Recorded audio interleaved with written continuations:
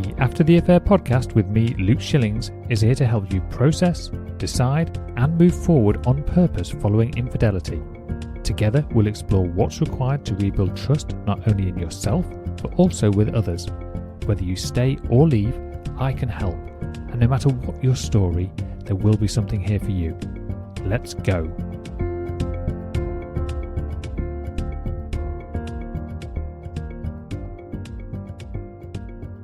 Hello and welcome back to the After the Affair podcast. I'm your host, Luke Shillings, and today you're listening to episode number 192.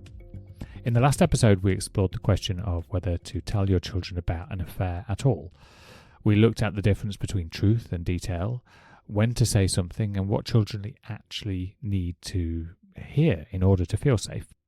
Today, I want to move into a situation more specific and that is often a little harder to navigate, because this is where things are no longer uncertain or contained. This is where something has already changed. This is where the relationship is ending, where separation is happening, where there is going to be a visible shift in your child's world, not something that they might sense, but something they will live inside. And that changes the nature of the conversation entirely. In the previous episode, the conversation was about awareness, about whether to bring your child into something that they may not fully see or understand yet. But when the relationship is ending, they're already in it. They are already picking up on the changes. They are already sensing the shift in tone, energy, behavior, and interaction, even if nothing is actually being said directly. And so the question moves from, should we tell them, to something more immediate. How do we help them understand what is actually happening to them? Because that is what this is. From their perspective, this is not about a relationship breakdown. It's about their world changing. Before we even get into what to say, it is worth spending plenty of time on what is happening inside you as a parent, because this is where most of the difficulty comes from. The work I do in my one-to-one coaching is with the parents, not the children. There is often a very specific kind of pressure that builds in this situation. It is not just sadness or uncertainty, it is responsibility. A sense that what you say next matters in a way that feels permanent. You might notice thoughts like, am I about to change their life forever?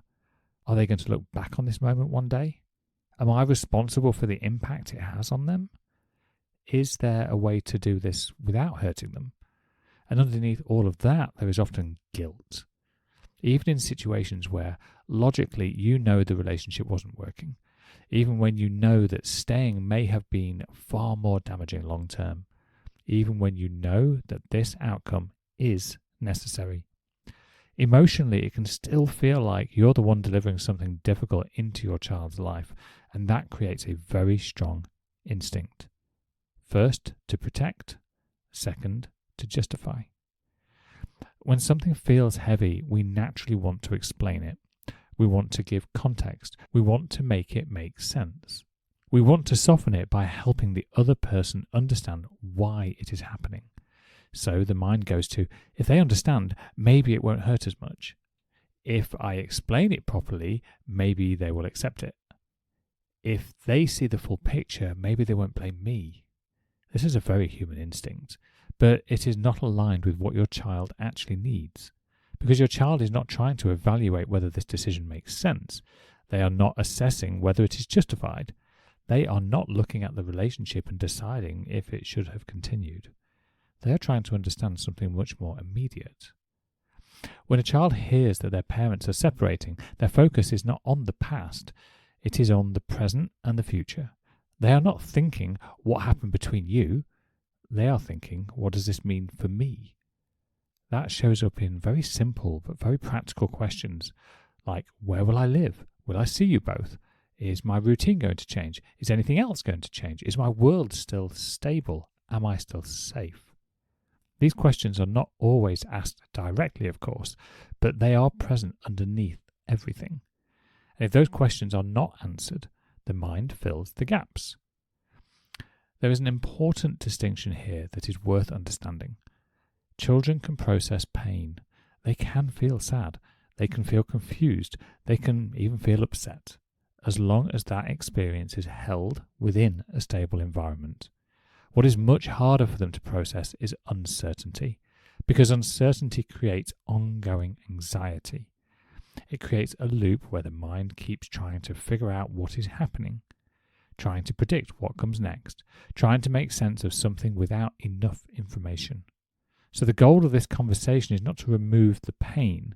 That just isn't possible. The goal is to reduce uncertainty. This is where things can start to go wrong, however, even with good intentions, because when you try to explain why the relationship is ending, you often introduce complexity. You introduce details about behaviour, history, and emotional dynamics. You might talk about how long things have been difficult, or you might talk about what went wrong, or you might talk about trust, connection, or incompatibility. And all of that is probably true, but it's not useful for your child. Because now they are trying to process something that they do not have a framework to understand. They are trying to organise information that doesn't belong to them. And in doing that, they start to form conclusions. This leads into something that is very important to avoid: loyalty conflict. This is not always obvious. It does not always look like being asked to choose between parents. It can often be much more subtle. It can look like feeling guilty for enjoying time with one parent, feeling like that they shouldn't ask certain questions, trying to support one parent emotionally more than the other, avoiding certain topics because they feel loaded, trying to understand who is right or who is wrong. And the difficult part is that this can develop without anybody intending it. All it takes is small cues, a shift in tone, a comment that carries weight, an explanation that introduces blame, and suddenly the child starts organising their emotional world around that information. I remember hearing my children come to me with things that they'd maybe overheard their mother talk about either with one of her friends or another family member, and because they'd just picked up these little snippets of information and didn't have the full picture, or it was out of context, they then seemed to find it within themselves to fill in those gaps and bring it to me in some sense.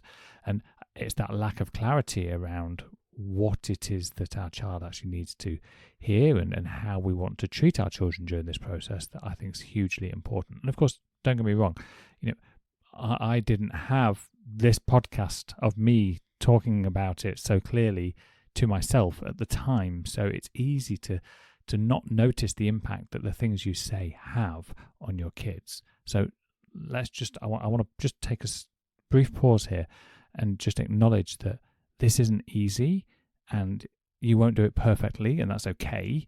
It's about the awareness, which is what we looked at predominantly in the last episode, but it's about noticing when the words that you say can impact your children in ways that perhaps you hadn't considered. So, if you're not focusing on explaining the past, then where do you bring clarity? Well, you bring clarity to their world, to what they're going to experience, to what is not changing, to what they can rely on. This is where specificity really does help. You can say you're still going to go to the same school. You're still going to see both of us. We're going to make sure you're taken care of. We are both still here for you. We both still love you. This kind of clarity reduces uncertainty. It gives them something to hold on to, something stable. Now, it's inevitable that at some point they will ask why. And obviously that is natural. They're trying to understand what's going on and why it's happened. And this is where it can feel really quite difficult from time to time, because there is often a strong pull to answer fully, in the same way that you might answer to your friend or your therapist or your coach. And the desire to say exactly what happened, to finally express what has been going on that you've been holding in all of that time. The amount of times that you've gone into the other room to cry, or you've held something back in a moment, you bit your lip when you've been so frustrated at your partner and tried to hide it from your children. And even though they've not known exactly what's going on, they've probably been able to sense that something wasn't right. There's a disconnect. Mummy and daddy aren't talking to each other the same way that they used to. But this is where restraint does matter, because once you open that level of detail, you cannot control how it is interpreted. A more contained response is probably, we weren't able to fix some of the problems between us. That's true. It's simple and it does not introduce unnecessary detail. And it keeps the focus exactly where it needs to be. Age does influence how much detail a child can understand. I think I did touch on this briefly last episode, but it does not change the core principle. Even older children who can at least intellectually understand more do not need to carry the emotional weight of the relationship. I work with many people whose parents split up during their teen years, and it can be an extremely challenging time for the teenagers, and it have a long-lasting impact on their life, often because of the way it was dealt with. There's this phase during those particular years. I'm thinking my daughter's a teenager now, and it's easy to forget that she's not an adult, because some conversations I can have with her are literally like I'm having a conversation with an adult. It's no different. And then there are these other moments where it's very clear her maturity and her awareness and her intellect and her emotional understanding are not like that of an adult. So when you have teenage children, it's very easy to imagine that they understand and can make sense of more than they really can, and sometimes you can treat them like mini adults, particularly if you already have a close relationship with one of your children. And this is often the case. There's often one child that's maybe slightly more close to their father and another one that's perhaps slightly more close to their mother. Of course, this is only a loose example, but it's something I've seen quite consistently across the board. So it's important to notice what alliances are being formed, even if subtly, because our children can mask that idea of fully grown adult understanding. But that's not the place for them here. They still need clarity about their world. They still need reassurance. They still need stability. The difference is in how you communicate, not in how much you reveal. Another layer that often comes up is when parents are not necessarily aligned. One parent might want to be more open and share more, and the other parent might want to keep things contained. This can sometimes be because of the roles they played in regards to the infidelity, whether they are the betrayed or the unfaithful, or it could be just about their personality types and how they deal with things in general. And this can create really mixed messages for the children. Different tones, different explanations, and children pick up on that really quickly. So alignment does matter, not in terms of agreeing every single detail, of course, but in terms of the shared intention, which ultimately is to protect the child's emotional experience. Children respond in different ways. Some will cry, some will ask questions, some will withdraw, some will appear completely unaffected. And that last one can be really confusing because it can feel like that they either don't care or they're just so disconnected from things. But often it's just how they process. It may show up later. Sometimes it can show up days later, sometimes weeks later, occasionally even longer than that. And that can appear through behavior, mood, habits, questions, all manner of things. So it's just something to be mindful of. Your role does not end with the conversation, though. In many ways, it begins there, because what shapes your child is not what you say once, it's what they experience repeatedly. Think about trust. We've spoken about trust a lot on this podcast, and a lot of that comes with consistent positive behavior. It's about predictability and emotional availability. It's these things that really create that sense of stability. Now, as you've been listening to this, there's a good chance a part of you has been thinking, okay, I understand this. I understand what not to do. I understand what matters, but what do I actually say? And that's a very fair question, because this is where most people feel, ultimately, the most pressure. Not just in understanding the principles, but in sitting in front of your child and finding the words in that moment, knowing how to respond when they ask you something difficult, knowing how to handle silence, knowing how to answer a question that catches you off guard. And the reason I haven't gone fully into that in this episode is, intentional, because without everything we've just covered, the how becomes dangerous.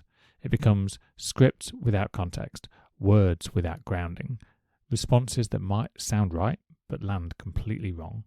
And this is where people often get themselves into trouble. They look for the perfect thing to say without first understanding what their child actually needs and what their role is in that moment and what they're trying to avoid creating. So in the next episode, that's exactly where we're going to go.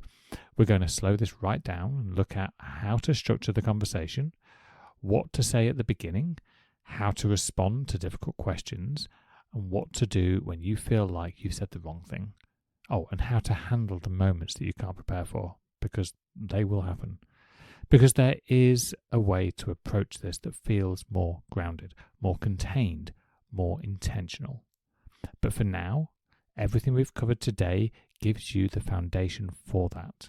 Because once you understand that it's about safety, not explanation, that clarity matters way more than the detail, and that your presence matters far more than your words. Then the how, well, it just becomes much clearer. So we'll go deeper into that next time. But for now, I want you to sit with what we've explored here. So if you're facing this conversation, it is worth holding on to this. You're not responsible for making this situation painless. That's not your job. You are responsible for how it is held, how it's framed, how safe your child feels within it. And that comes from how you show up.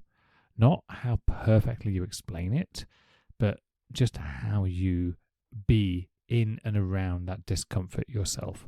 And that's your work to do, not your child's. And if you're navigating this and feeling unsure about how to approach it, what to say, or how to support your children through it, you don't have to do this alone. This is not just about having one conversation. It's about how you show up across the entire process, which isn't just about your kids, of course. It's about you. And that's exactly the kind of work that we focus on in coaching and inside the After the Affair Collective. If you'd like more support with that, you can find out more information at lifecoachluke.com, or you can come and join me over Instagram at mylifecoachluke. As always, thank you so much for being here. I look forward to speaking to you again next week. Take care. I'll talk to you soon.